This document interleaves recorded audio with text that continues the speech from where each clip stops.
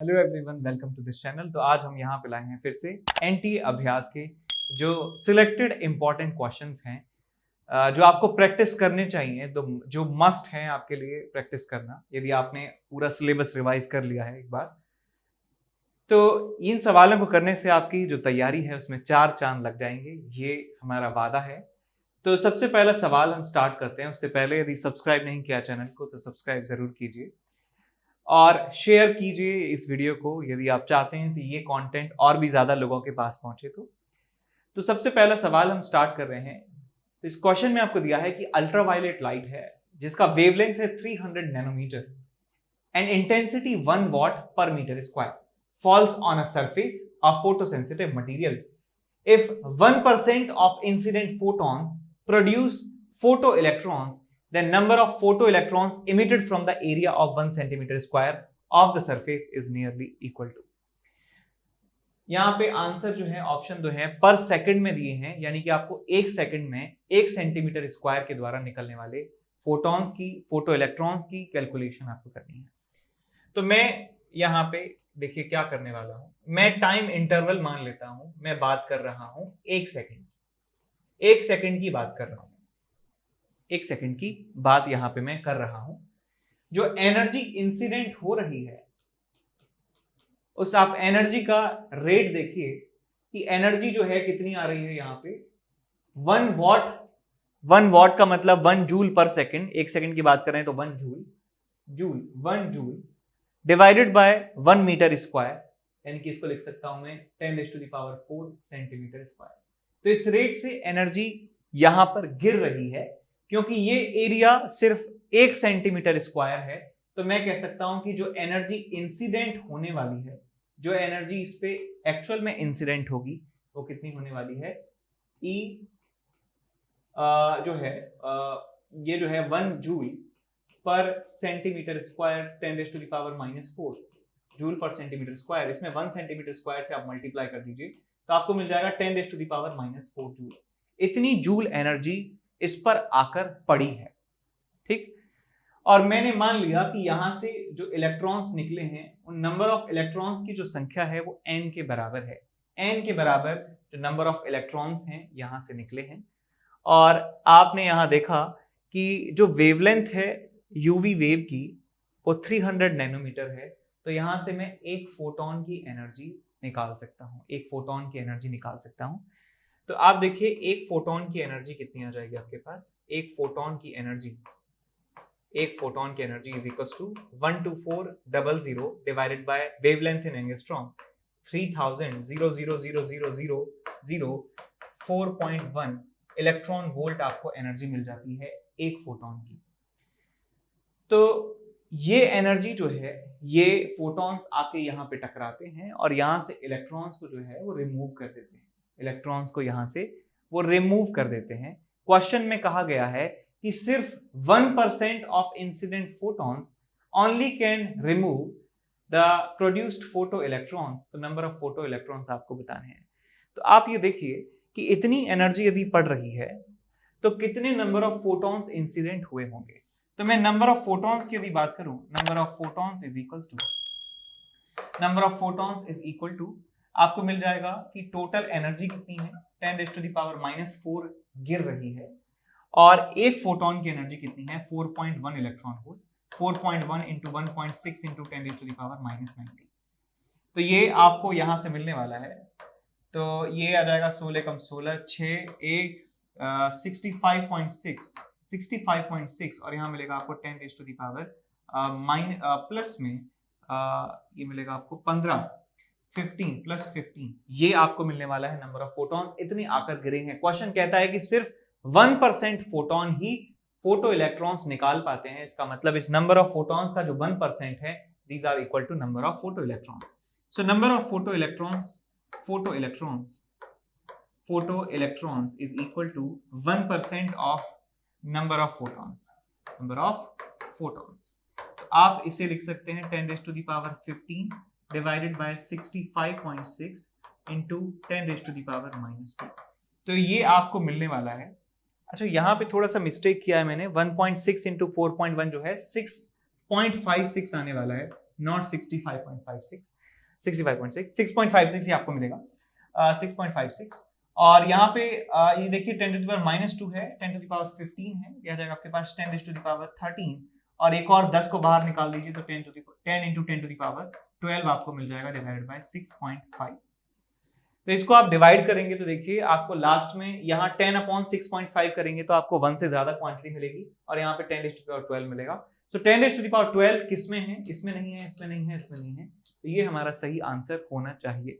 ठीक है, तो ये सवाल ऐसे कर सकते हैं। ये जो कैलकुलेशन मैंने आपको समझाने के लिए करी है 3-4 स्टेप में, आप इसे डायरेक्ट एक स्टेप में भी कर सकते हैं। यदि आप इसे ठहर के सोचें कि यार इसमें पूछा क्या है, एग्जैक्टली करना क्या है, तो आप इसे सिर्फ और सिर्फ एक स्टेप में सॉल्व कर सकते हैं। तो इस सवाल को मैं कहूंगा कि ये काफी कॉमन सवाल है कि नंबर ऑफ फोटो इलेक्ट्रॉन्स या नंबर ऑफ फोटॉन्स निकालने वाले। तो इस सवाल को आप कह सकते हैं कि this is 3 out of 5। So basic आपको मैथमेटिक्स आना चाहिए, यूनिटी जो रूल है आपको पता होना चाहिए, इंटेंसिटी का unit what per metre square का मतलब पता होना चाहिए, तो आप ये क्वेश्चन बना ले जाएंगे।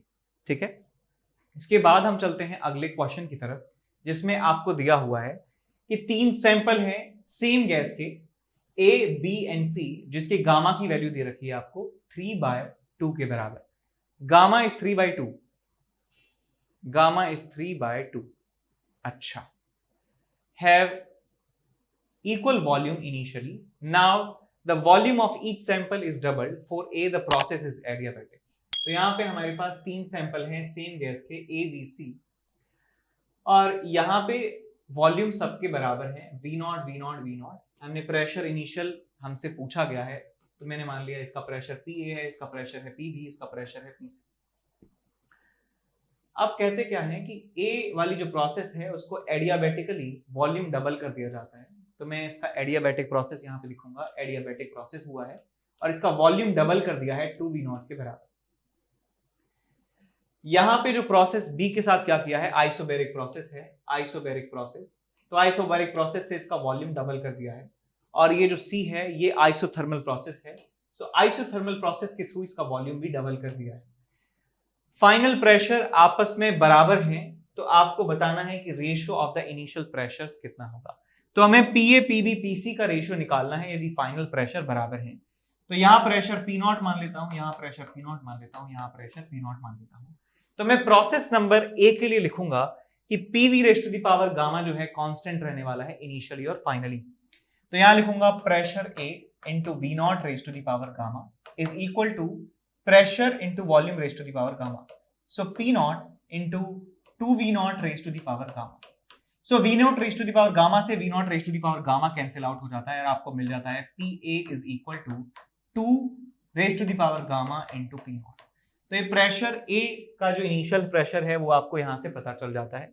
ये आइसोबैरिक प्रोसेस है, इसका मतलब प्रेशर कांस्टेंट रहा होगा, तो ये यदि P0 है तो ये भी P0 रहा होगा। सो PV की वैल्यू आपको मिल जाती है P0, और ये आइसोथर्मल प्रोसेस है, तो मैं यहां पे कह सकता हूं कि P1 V1 is equal to P2 V2 के बराबर आपको मिलने वाला है। तो यहाँ प्रेशर इंटू वॉल्यूम और यहाँ पे प्रेशर इंटू वॉल्यूम आपस में बराबर होंगे। So P0 into 2V0 is equal to pressure at C into V0। V0 से V0 कैंसिल आउट हुआ, PC is equal to 2P0। तो हमें रेशियो बताना है इनके इनिशियल प्रेशर का, तो रेशियो आ जाता है 2 raise to the power gamma 2 raise to the power 3/2 which is 2√2, अगर आपके पास 2√2 रेज़ टू 1 इज टू 2। ये रेशियो आपको मिलने वाला है इनिशियल प्रेशर्स का, 2√2 is to 1 is to 2। B option आपका सही हो जाता है। सवाल में कह सकते हैं कि 3 प्रोसेसेस हैं, लेकिन तीनों बहुत ही आसान है। यदि आपको थर्मोडायनेमिक्स के सारे फॉर्मूले याद हैं तो आप इसे कर सकते हैं। तो मैं इसे कह सकता हूं this is 3 out of 5 question, 5 being the most difficult question according to the JEE main, so this takes the point 3 out of 5। Question number 4 यहाँ पे हम डिस्कस करने जा रहे हैं। क्वेश्चन में आपको दिया है कि एक ऑर्गन पाइप जिसका एक end x is equal to 0 पे है, the pressure is expressed by P is equal to P0 cos 3π/2 into x sin 300 pi t, where x is in meter and t is in second. The organ pipe can be, तो organ pipe के बारे में आपको बताना है कि वो closed है, ओपन है, क्या है उसका सीन, और लेंथ जो है उसकी आपको बतानी है। तो सबसे पहले मैं ये बता सकता हूं कि इस इक्वेशन को देखकर कि ये पी नॉट इंटू कॉस के into x sine omega into T इस फॉर्म में लिखी हुई है। तो मैं यहां से k की वैल्यू लिख सकता हूं, जो वेव के लिए जो कांस्टेंट वैल्यू होती है दैट इज 3π/2, और मैं जानता हूं कि लैम्डा की जो वैल्यू होती है वो होती है 2π/k के बराबर। तो यहां से आप लैम्डा की वैल्यू निकाल सकते हैं 2π डिवाइडेड बाय 3π/2, तो आपको मिल जाएगा ये 4/3 मीटर, ऐसा यूनिट में बात है। हाँ, तो ये लैम्डा की वैल्यू आपको मिल जाती है 4/3 मीटर के बराबर।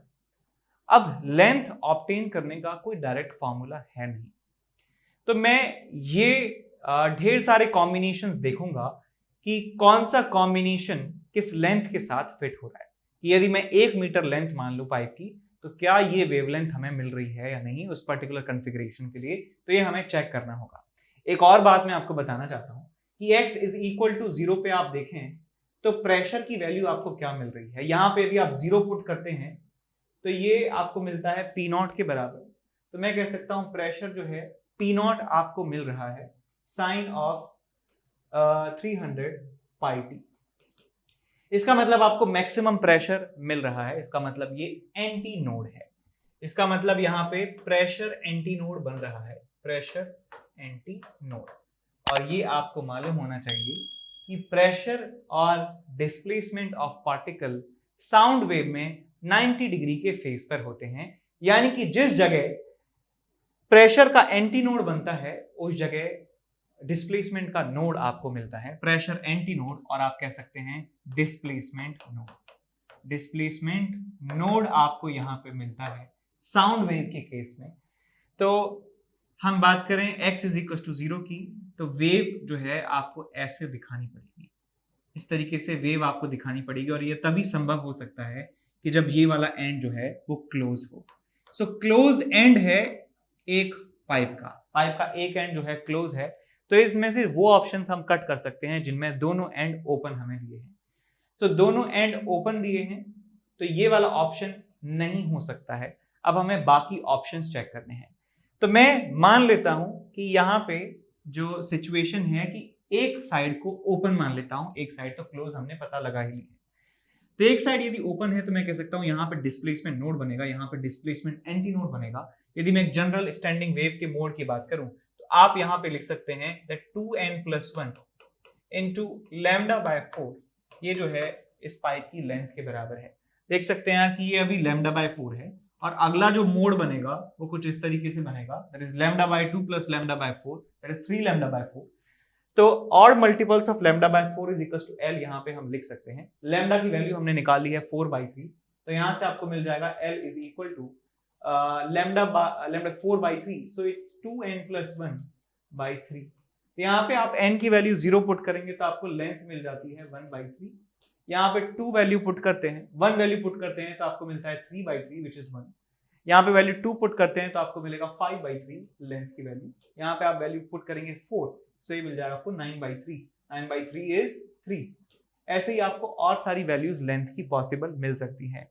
ये कब मिल सकती हैं? जब एक एंड खुला है और एक एंड आपका बंद है। तो यहां आप ऑप्शन देखें कि closed eight one and and open eight one another and, तो लेंथ 0.5 मीटर है। तो आप ये चेक करिए, क्या कभी भी लेंथ 0.5 मीटर हो सकती है? हम कहेंगे नहीं हो सकती है। इसका मतलब ये ऑप्शन भी गलत है, ये ऑप्शन भी गलत है, ये ऑप्शन भी गलत है। डी ऑप्शन दिख नहीं रहा है। Closed at and open at another with length this, सो ये ऑप्शन क्या है एक बार चेक करिए। इसका ऑप्शन क्या है यहाँ पे? ये ऑप्शन है कि 2/3 मीटर है, closed at end and open at another with length 2/3 metre. तो आप चेक करिए क्या 2/3 मीटर भी हो सकता है क्या कभी? बिल्कुल नहीं हो सकता है। 2/3 मीटर भी कभी नहीं हो सकती लेंथ इस वाले कॉन्फ़िगरेशन में। तो हमारा डी ऑप्शन जो है वो भी गलत हो जाता है। तो बचा आपके पास ऑप्शन सी, तो ऑप्शन सी को टिक कर सकते हैं और चाहे तो वेरीफाई भी कर सकते हैं कि क्लोज्ड एट बोथ एंड, यदि दोनों तरफ से क्लोज हो जाए तो आप कह सकते हैं कि हमेशा आपको जो है दोनों तरफ डिस्प्लेसमेंट का नोड मिलेगा।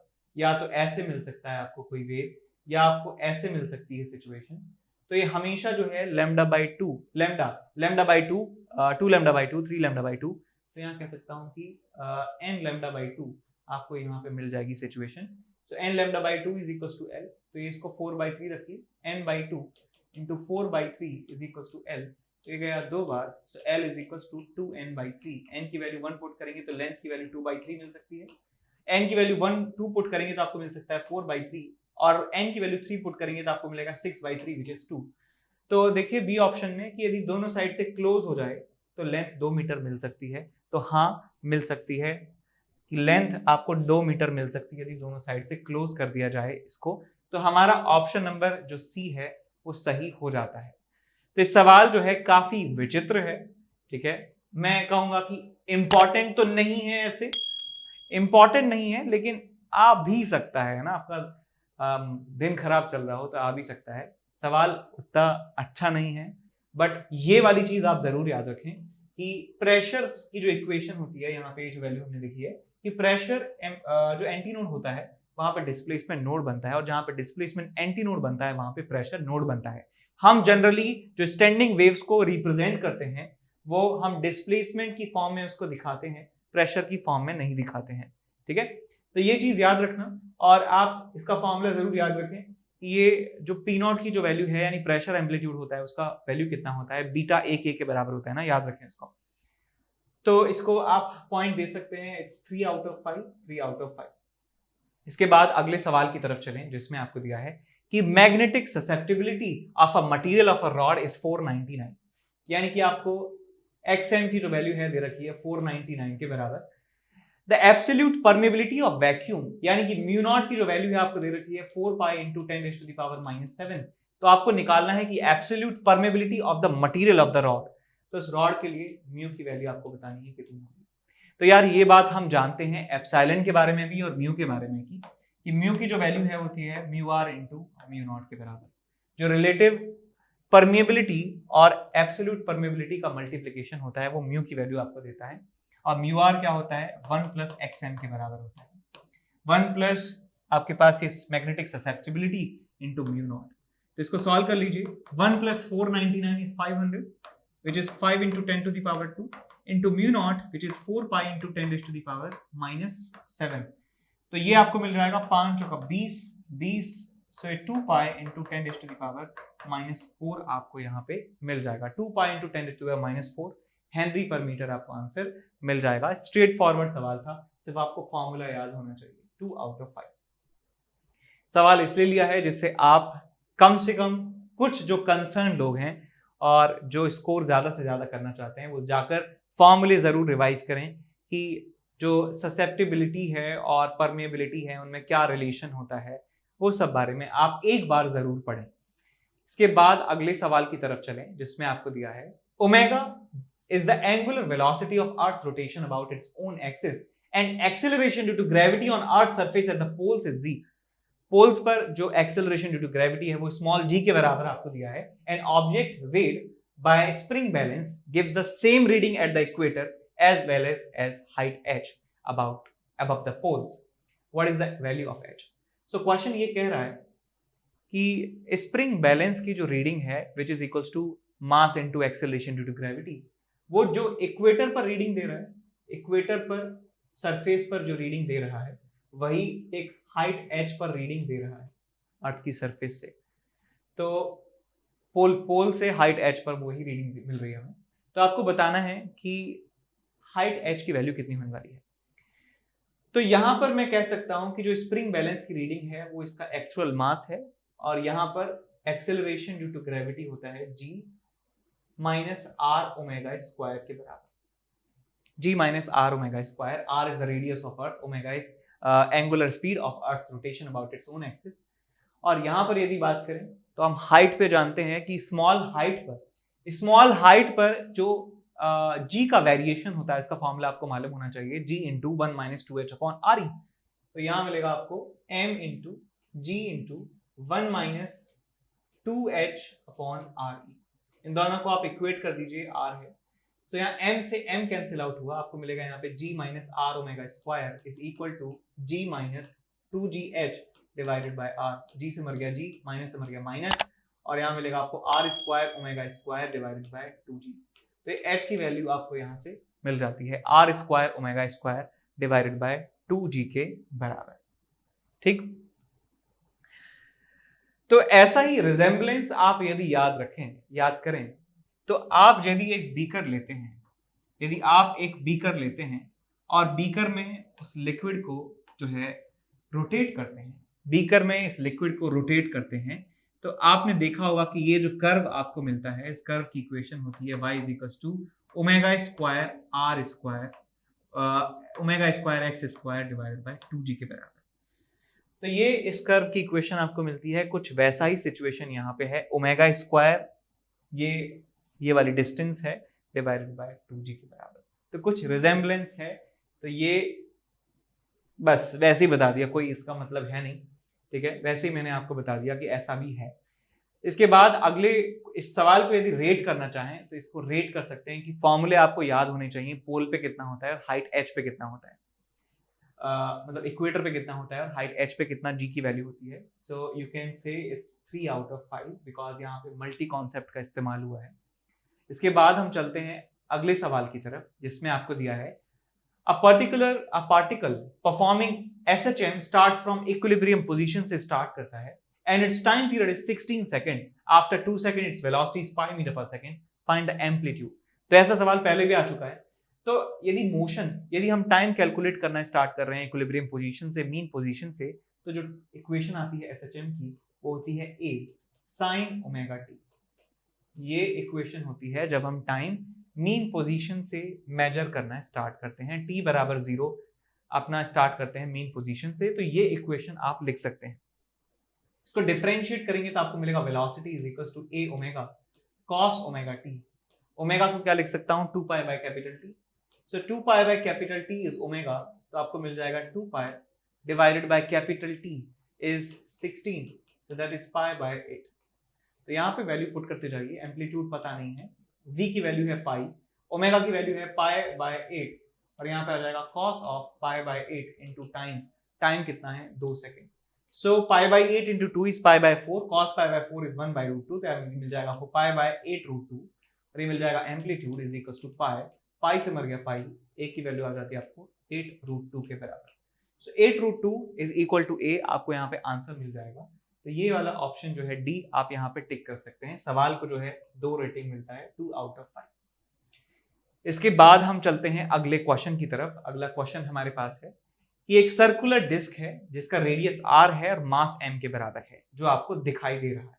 ये बड़ा डिस्क है जिसका रेडियस r है और मास 9m के बराबर है। उसमें से एक स्मॉल डिस्क r/3 रेडियस की निकाल दी जाती है फ्रॉम द डिस्क।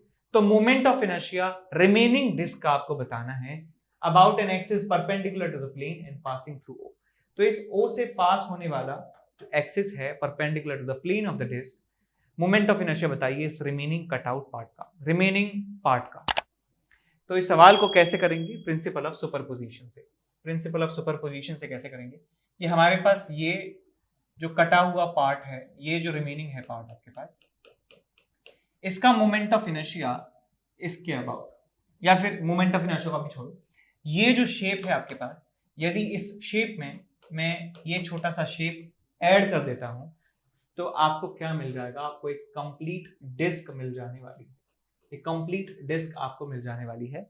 तो सेम रिलेशन जो है इनके मोमेंट ऑफ इनर्शियाज में भी होगा, because moment of inertia principle of superposition का पालन करता है और प्रिंसिपल ऑफ सुपरपोजिशन एक एक्सपेरिमेंटल रिजल्ट है, it's not a logical necessity.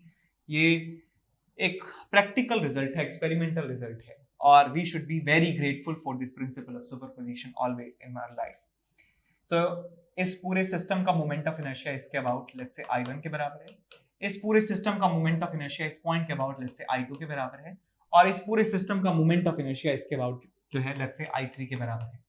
तो हमें I1 की वैल्यू नहीं पता है, लेकिन I2 निकाल सकते हैं, I3 निकाल सकते हैं। सो निकालते हैं। तो पहले हमें मास निकालना होगा, I2 निकालने के लिए इसका मास निकालना होगा। तो मैं ये कह सकता हूं इसका टोटल मास 9m है और इसका एरिया जो है पाई आर स्क्वायर है, इसका एरिया जो है पाई आर स्क्वायर बाय 9 है। तो मैं इसका मास लिख सकता हूं, इसका मास मान लेता हूं स्मॉल m के बराबर, इसका मास m2 मान लेता हूं। तो m2 की वैल्यू आपको मिल जाएगी, m2 is equal to 9m divided by pi R square into pi R square by 9। Pi R square से पाई आर स्क्वायर गया, 9 से गया 9, तो m2 की वैल्यू मिल जाती है आपको 9 m के बराबर। तो ये 9m का है, ये आपके पास m का है, तो बस मोमेंट ऑफ इनर्शिया निकाल दीजिए। तो इसका मोमेंट ऑफ इनर्शिया इस एक्सिस के अबाउट कितना होगा, m r स्क्वायर बाई 2। इसका मोमेंट ऑफ इनर्शिया होगा m, अपने खुद के सेंटर के अबाउट होगा M R square by 2, M R square by 2 plus parallel axis theorem लगाऊंगा, ये वाली जो डिस्टेंस है क्वेश्चन में आपको दे रखी है 2r/3 के बराबर है, तो आपको मिल जाएगा यहाँ से m इंटू 2r/3 का स्क्वायर। तो ये टोटल मोमेंट ऑफ इनर्शिया हो गया, ये I1 के बराबर है। अब इसे सॉल्व करके हमें I1 की वैल्यू कैलकुलेट करनी है। So I1 plus M R square divided by 18 plus 4mr square divided by 9। 2 से मल्टीप्लाई, 2 से डिवाइड, तो आपको मिल जाएगा ये 8/18, आपको मिल जाएगा 1/18, 8/18, 9/18, और यहाँ पे क्या आपके पास 9/2 mr स्क्वायर, तो आपको मिल जाएगा 1/2 mr square is equals to 9/2 mr square is equals to, plus यहाँ पे है I1, तो I1 की वैल्यू आपको मिल जाएगी, ये आपके पास 4.5, ये है आधा, 4.5 माइनस आधा is 4, so it's 4mr square. So 4mr square I1 की वैल्यू आपको यहाँ से प्राप्त होने वाली है। तो आंसर हो गया हमारा ए वाला ऑप्शन। ठीक है, सवाल बहुत ही क्लीशे था, बहुत बार ये क्वेश्चन में पूछा जा चुका है और हर ही पेपर में ये पूछते हैं। जो भी कोई भी कॉम्पिटिटिव एग्जाम की तैयारी आप कर रहे हो, ये सवाल जरूर आपको सिखाया जाता है। तो मैं कहूंगा कि इसे कि ऑफ कोर्स इसमें हमें टाइम लगा करने में, स्टेप्स थे इसमें 2-3 स्टेप्स थे, लेकिन जो मेथड था वो हमें पहले से पता था कि क्या इस क्वेश्चन में करना है। तो मैं इसको 2 आउट ऑफ 5 देता हूं। ठीक है, 2 आउट ऑफ 5। इसके बाद हम चलते हैं अगले क्वेश्चन की तरफ कि एक डबल स्लिट एक्सपेरिमेंट हम कर रहे हैं जिसमें 2 स्लिट हैं, जिन स्लिट्स के बीच का सेपरेशन 1 मिलीमीटर के बराबर है और स्क्रीन को 1 मीटर दूर रखा गया है स्लिट से, स्क्रीन को स्लिट से 1 मीटर दूर रखा गया है। इसका मतलब स्मॉल डी की वैल्यू है 1 मिलीमीटर और कैपिटल डी की जो वैल्यू है वो 1 मीटर के बराबर है। एक मोनोक्रोमेटिक लाइट का इस्तेमाल किया जाता है जिसकी वेवलेंथ 500 नैनोमीटर है। That means lambda is equal to 500 nanometre. What will be the width of each slit for obtaining 10 maxima of double slit within the central maxima of single slit pattern. अब यहाँ पे YDSE और single slit जो diffraction experiment होता है, दोनों को मर्ज करने की कोशिश की है, कूल बनने की कोशिश की है। तो देखिए कहना क्या चाह रहे हैं, ये कहना चाह रहे हैं कि सिंगल स्लिट डिफ्रैक्शन में मान लीजिए सिंगल स्लिट का जो विड्थ है वो b के बराबर है, तो सामने स्क्रीन पर जो सेंट्रल मैक्सिमा बनता है, सामने स्क्रीन पर जो सेंट्रल मैक्सिमा बनता है, उस सेंट्रल मैक्सिमा की बात यदि की जाए तो सेंट्रल मैक्सिमा का जो एंगुलर विड्थ होता है ना बेटा, तो वो डेल्टा फाई यदि इसे कहें या डेल्टा थीटा इसे कहें, तो डेल्टा थीटा की वैल्यू होती है 2 लैम्डा बाय बी के बराबर, या इसे 2 sine inverse lambda by B भी कहा जा सकता है। या इसे कह सकते हैं कि ये विड्थ जो होती है सेंट्रल मैक्सिमा की, ये होती है आपके पास sine inverse lambda by B, क्योंकि मैं जानता हूं कि लैम्डा बाय बी छोटा एक वैल्यू है, तो साइन इनवर्स को ये वैल्यू लिखा जा सकता है। सो 2 लैम्डा बाय बी मैंने लिख दिया इसका एंगुलर विड्थ है।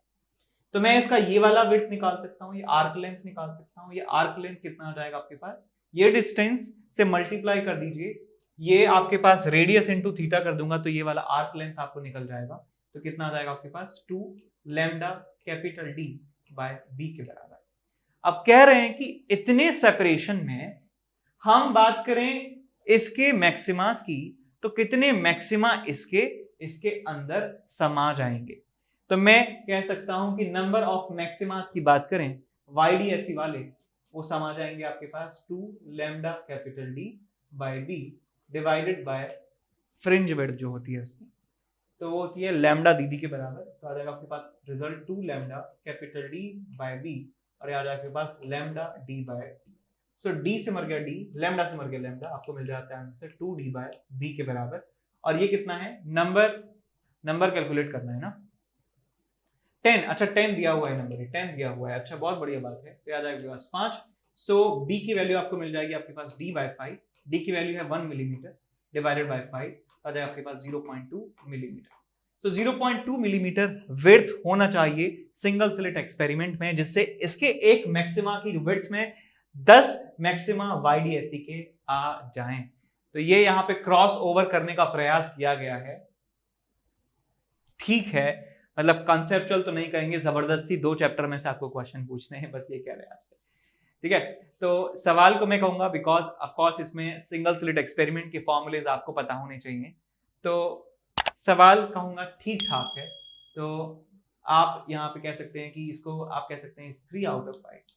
यदि आपको सिंगल स्लिट एक्सपेरिमेंट नहीं आता है, सिंगल स्लिट एक्सपेरिमेंट नहीं आता है, तो मैंने एक वीडियो बनाया है जो मैंने CBSE में वेव ऑप्टिक्स पढ़ाया है, तो हमारे चैनल पे वो अवेलेबल है, थोड़ा सा नीचे मिलेगा वीडियो सेक्शन में, सर्च कर लें वेव ऑप्टिक्स।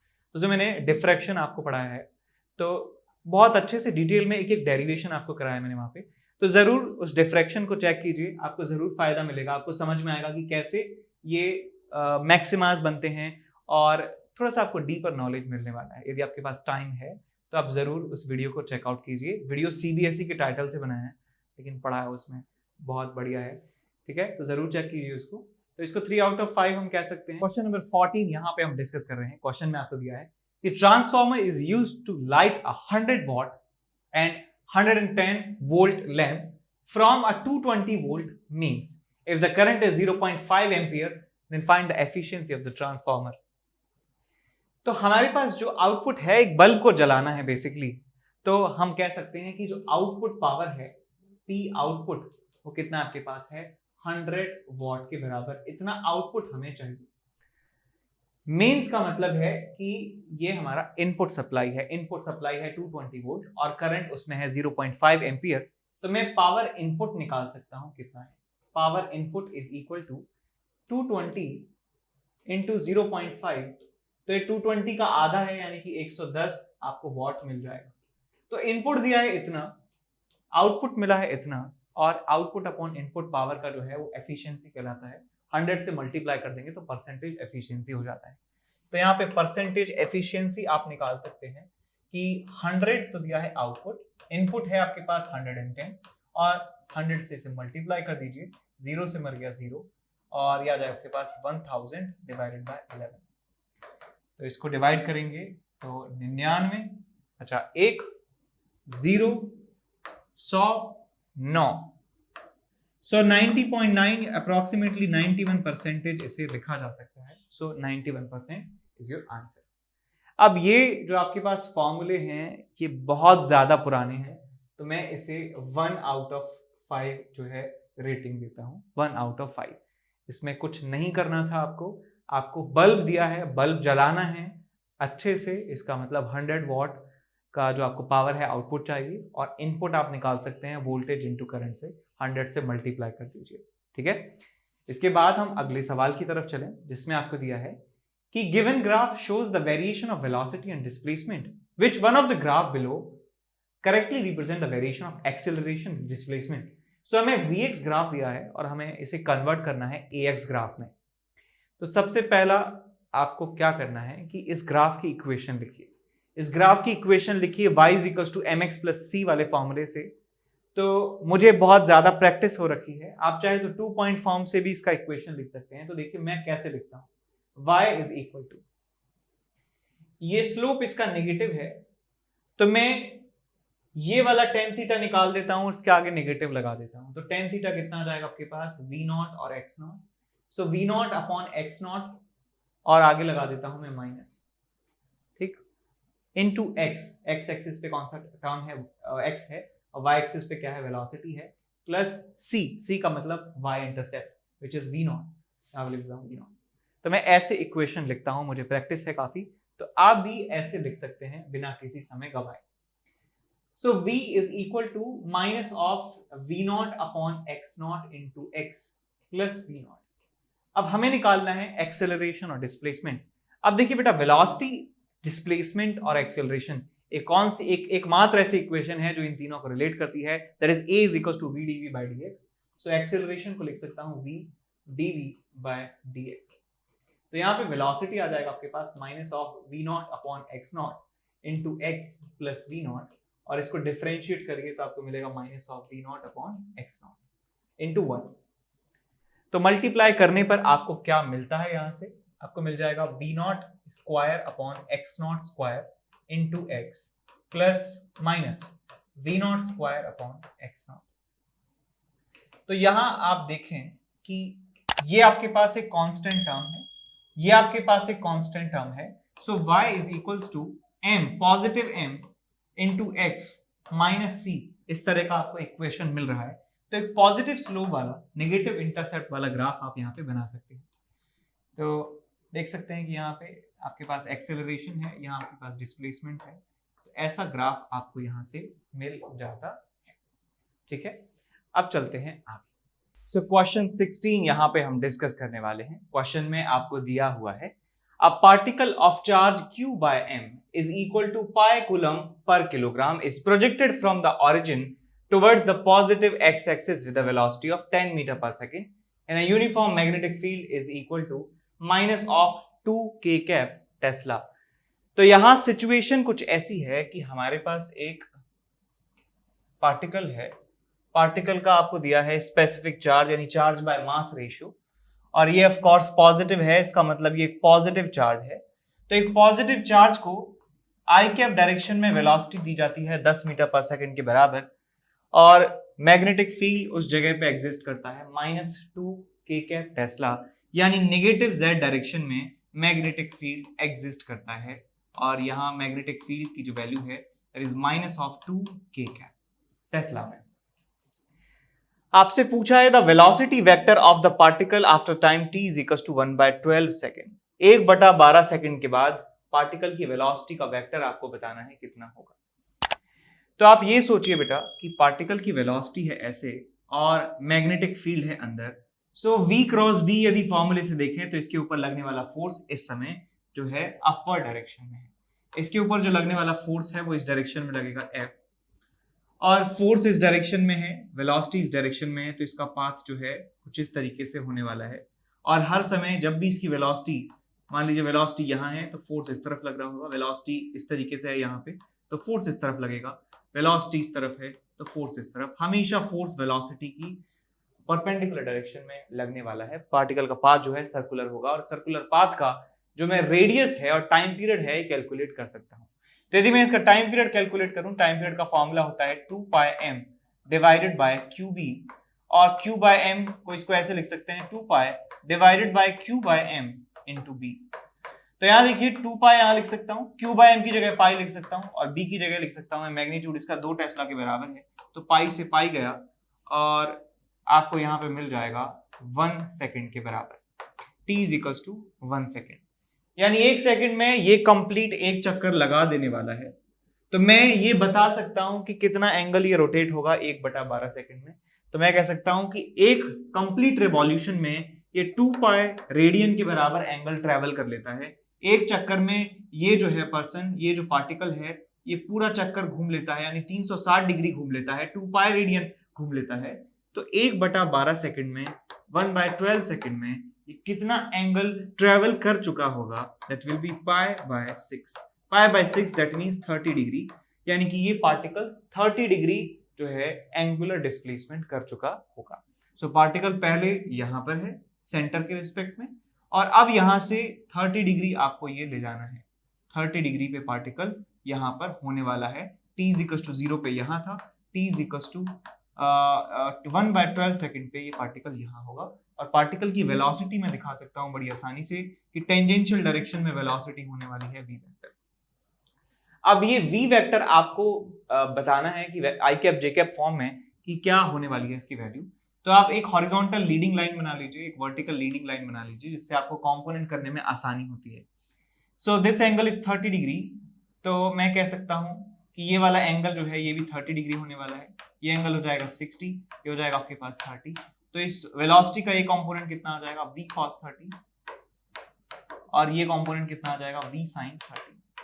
हम जानते हैं ये बात कि यदि पार्टिकल के ऊपर मैग्नेटिक फोर्स लग रहा है तो उसकी स्पीड चेंज नहीं कर सकता है वो, तो पार्टिकल की स्पीड अभी भी 10 मीटर पर सेकंड रहने वाली है। तो मैं लिख सकता हूं 10 cos 30 i cap and 10 sin 30 j cap. तो यहाँ पे आपको आंसर मिल जाएगा v vector is equal to v vector is equals to 10 cos 30 यानी कि 5√3 आई कैप और प्लस आपको मिल जाएगा 5 जे कैप मीटर पर सेकेंड में आंसर।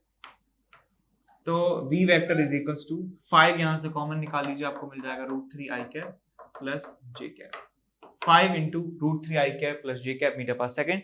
आपको पार्टिकल की स्पीड मिलने वाली है, वेलोसिटी मिलने वाली है at t is equals to 1/12 second. 5√3 I cap plus J cap, तो बी ऑप्शन आपका यहाँ पे सही हो जाता है। इस सवाल में यदि देखें तो लोग डर सकते हैं कि वेक्टर फॉर्म में कैसे निकालें इसको, लेकिन इतना मुश्किल भी नहीं था। तो मैं इस सवाल को देता हूं लेट्स से आपको यहाँ 3 स्टेप थे, सो 3 आउट ऑफ 5 इसे दे सकते हैं, 3 आउट ऑफ 5 इसे दिया जा सकता है। ठीक है, तो इस सवाल में गलती कहां पे हो सकती है? गलती की संभावना यहां पे है कि आप यहां पे ये फोर्स जो है ये बात समझ ना पाए कि इसका पाथ सर्कुलर होगा।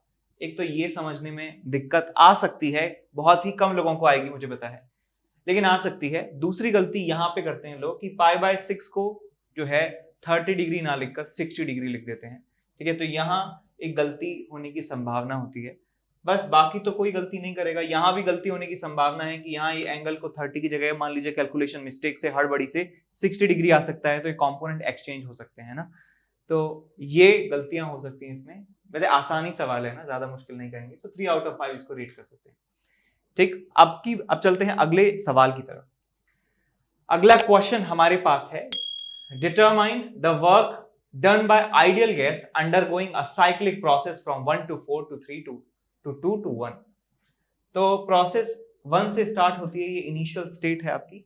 1 से गए हैं 4, 1 से गए हैं 4, 4 से गए हैं 3 और 3 से गए हैं 2 और 2 से गए हैं 1।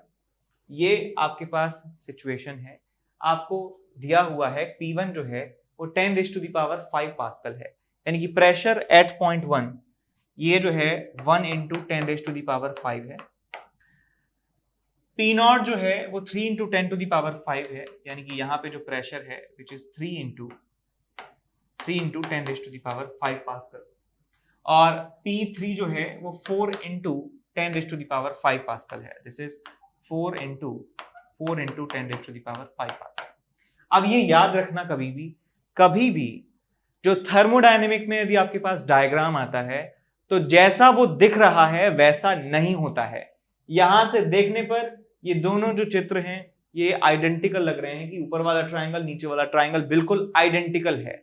आपको एक सर्कल दिखाई देगा एक थर्मोडायनेमिक डायग्राम में, थर्मोडायनेमिक के क्वेश्चंस में, और आपको लगेगा कि सर्कल है और आप क्या करेंगे यहाँ पे πr² इसका एरिया निकाल के आ जाएंगे। तो ये हमेशा ध्यान रखें, थर्मोडायनेमिक्स जो है बहुत ही गंदी चीज है कि ये जो शेप दिखाई गई है वो शेप ऐसी बिल्कुल नहीं होती है ना। ठीक, तो ये बिल्कुल आप ऐसे ना देखें कि यार ये बराबर बराबर दिख रहे हैं या फिर ये सर्कल दिख रहा है तो इसका एरिया πr² निकाल दिया। आप हमेशा उसको एक जनरल चीज मान के सॉल्व करिए। जैसे मान लीजिए ऐसा कोई शेप आपको दिख रहा है तो आप मान के चलिए कि ये एक इलिप्स है।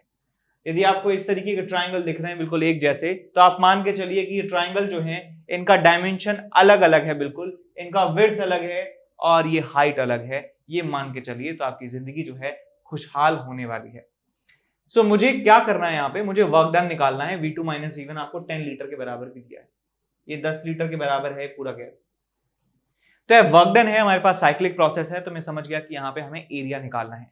तो आप ये देखिए बेटा, ये वाला जो आपके पास साइकिल है, ये वाला जो साइकिल है ये एंटी क्लॉकवाइज डायरेक्शन में है। ये वाला जो साइकिल है एंटी क्लॉकवाइज डायरेक्शन में है, तो इसका एरिया मैं लूंगा नेगेटिव। और ये आपके पास जो है क्लॉकवाइज साइकिल है, तो मैं इसका एरिया लेने वाला हूं पॉजिटिव। तो इसका पॉजिटिव एरिया निकालूंगा, इसका नेगेटिव एरिया निकालूंगा, दोनों को जोड़ दूंगा तो मुझे टोटल वर्क डन मिलने वाला है। अब मुझे इस ट्राइंगल की डायमेंशन के बारे में पता होना चाहिए और इस ट्राइंगल की डायमेंशन के बारे में पता होना चाहिए। तो यहाँ देखिए हमारे पास ऊपर वाला ट्राइंगल जो है कुछ इस तरीके से है। ट्राइंगल में ये वाली जो डिस्टेंस है वो कैलकुलेट कर सकता हूं इन प्रेशर की वैल्यू से। ये 3 है, ये 4 है, सो 1 इंटू 10⁵, 1 इंटू 10⁵ पास्कल जो है यहाँ पे इनके बीच का डिस्टेंस है, हाइट है इस ट्राइंगल की। और नीचे वाले ट्राइंगल की यदि आप बात करें, नीचे वाले ट्राइंगल में ये जो हाइट है ये कितनी आपके पास 3 - 1 2 × 10⁵ तो ये हाइट नीचे वाले ट्राइंगल की 2 × 10⁵ पास्कल। दिख गया अंतर? दिख गया अंतर? अच्छा, अब दूसरी बात ये है कि ये जो आपके पास गैप है V3 - V4 और V1 - V2, ये कितना कितना है ये भी आपको कैलकुलेट करना होगा। सो आप यहाँ पे क्या कर सकते हैं, यहाँ पे क्या कर सकते हैं कि pressure 1, pressure 2, pressure 3, pressure 4, pressure O,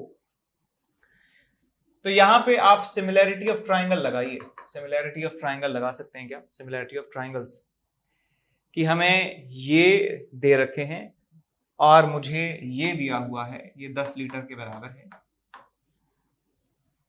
तो आप ये बता सकते हैं क्लियरली, देखिए ये आपके पास 2 है, ये आपके पास 1 है, ये आपके पास 10 है, 2 है 10 है, 1 है 5 है।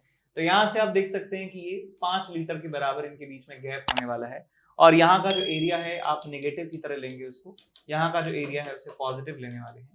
तो बस आपका काम यहाँ पे हो जाता है। तो टोटल वर्क डन जो मैं निकाल सकता हूँ कि पॉजिटिव एरिया कितना होगा, half into base 10 litre 10 × 10⁻³ metre cube into height कितना है 2 × 10⁵ माइनस इस एरिया का, इस ट्राइंगल का एरिया लिखेंगे half into base 5 × 10⁻³ into height कितना है आपके पास 10⁵.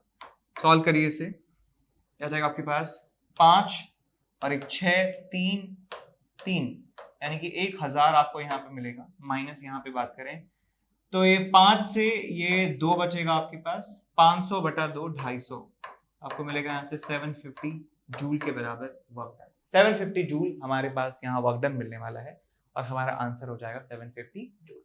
तो इस सवाल में सबसे ज्यादा गलती लोग क्या करते हैं कि इस पे ध्यान नहीं देते हैं, है ना। मान लेते हैं कि बस ये हाइट तो सेम है, हाइट तो पता चल गई जो हमें क्वेश्चन में दी हुई है, बेस को भी ये 10 लीटर ले लेते हैं और आंसर अभी आता ही नहीं है।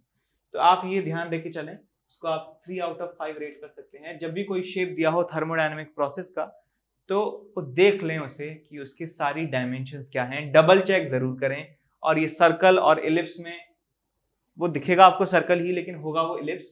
तो जरूर ये वाली जो साइड है और ये वाली साइड जो है, जो डायमेंशन है उसे जरूर चेक करें।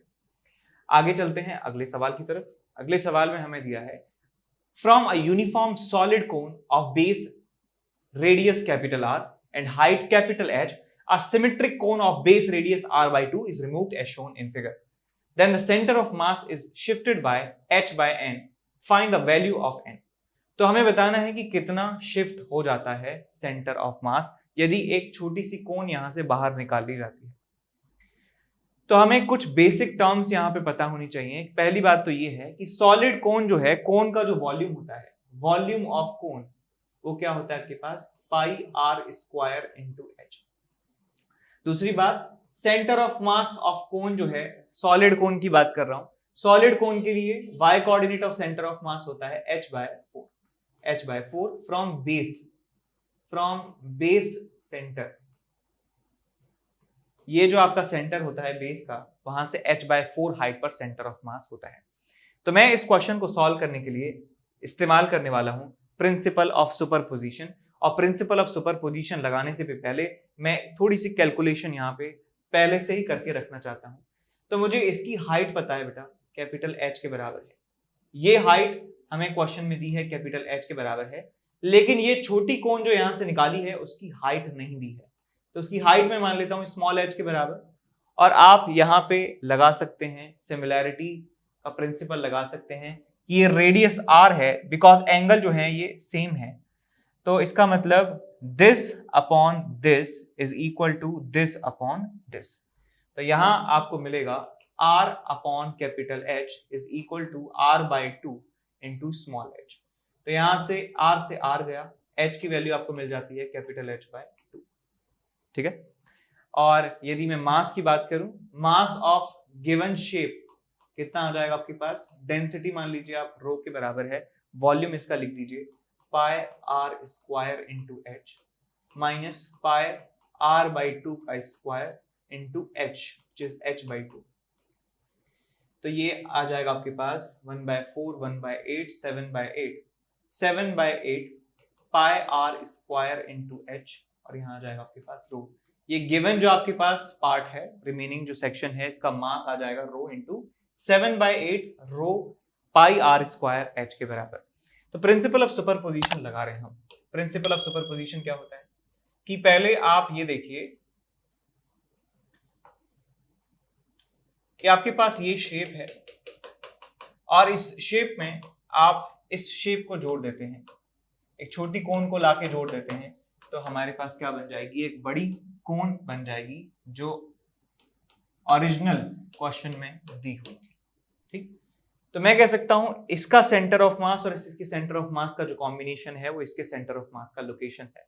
तो इसका मास यदि मान लो m1 के बराबर, इसका मास है m2 के बराबर, इसका मास है m3 के बराबर, तो मैं यहां लिख सकता हूं m1 into y1, m1 into centre of mass का y coordinate with respect to this origin, plus इसका मास इंटू इसका सेंटर ऑफ मास का कोऑर्डिनेट डिवाइडेड बाय टोटल इनका मास m1 प्लस m2, और ये आपको मिल जाएगा इसके सेंटर ऑफ मास की लोकेशन।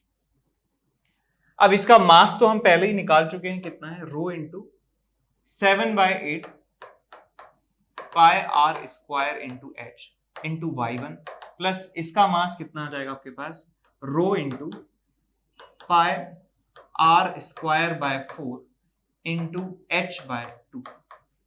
ये इसका मास आ गया। इसके सेंटर ऑफ मास की लोकेशन की बात करें तो आपको मिल जाएगा ये h बाय 4 पे, यानी कि capital H by 8, capital H by 8 divided by total mass इसका और इसका कितना हो जाएगा, इसके मास के बराबर। इसका मास हम लिख सकते हैं density rho into pi R square into capital H, और इसका सेंटर ऑफ मास का लोकेशन बता सकते हैं, इसकी हाइट कैपिटल H के बराबर है, तो कैपिटल H बाय 4 इसके सेंटर ऑफ मास की लोकेशन होने वाली है।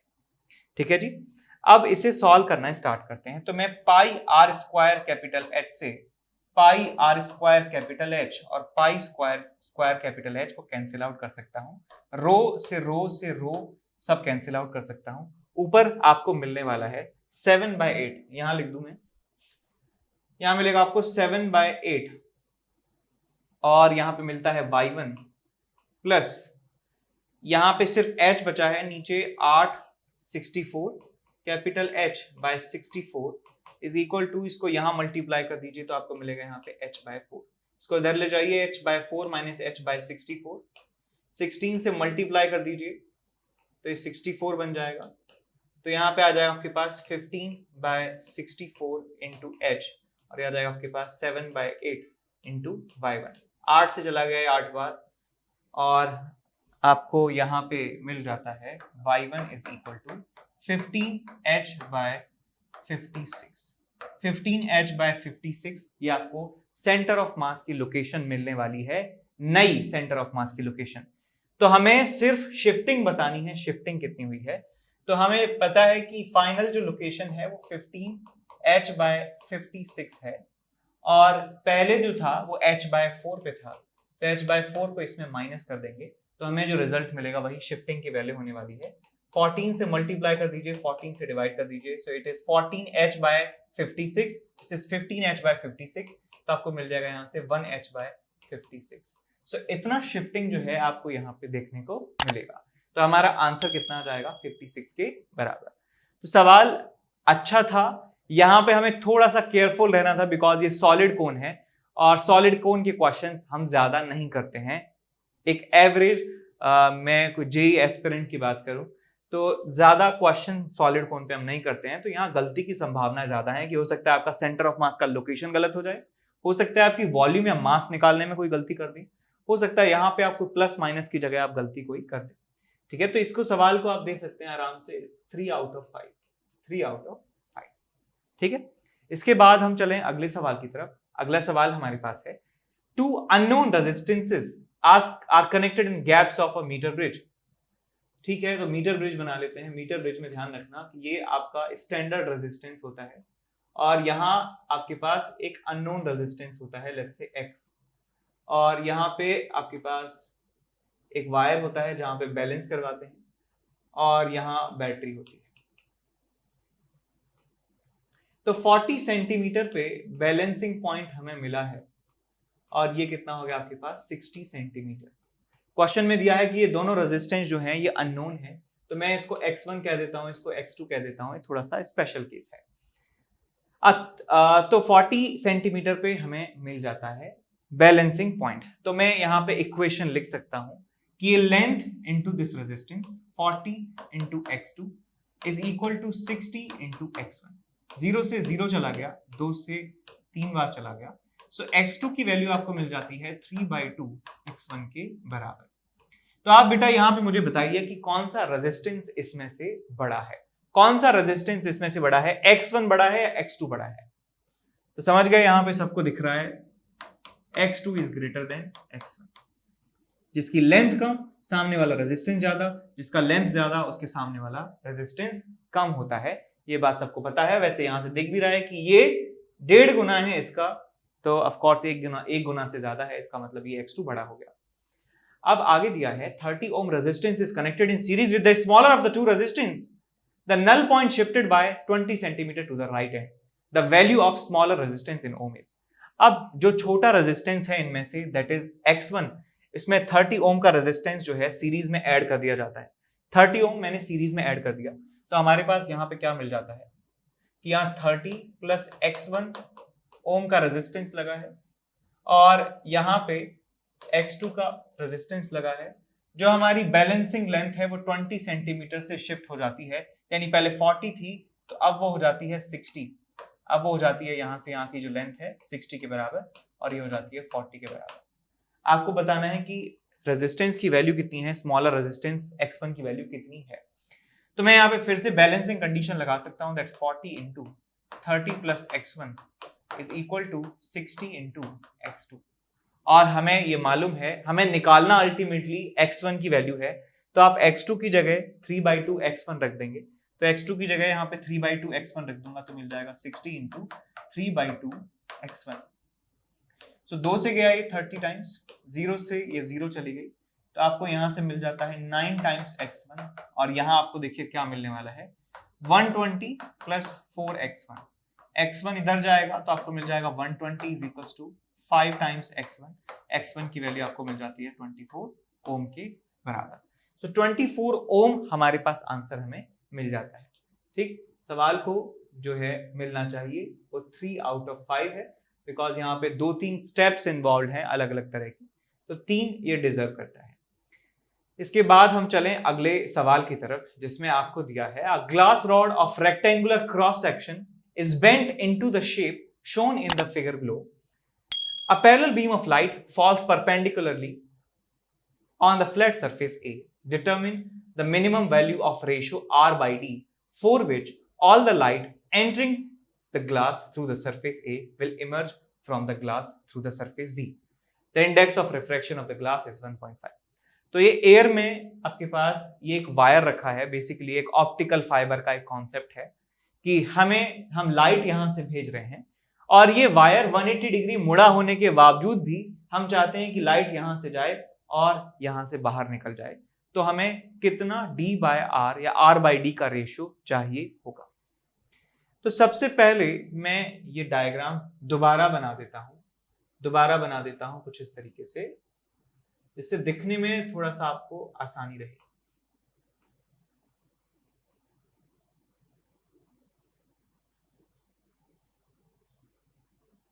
समथिंग लाइक दिस, और अच्छा बना सकते हैं इसे।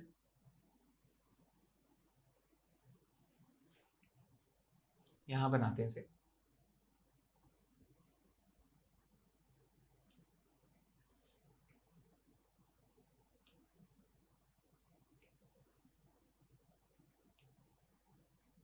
ठीक है, तो ये हमारे पास हमारा ऑप्टिकल फाइबर केबल है और इसका जो विड्थ है, ये ट्यूब का विड्थ जो है, ट्यूब का डायमीटर जो है दैट इज D, और इसका रेडियस जो है वो R के बराबर है।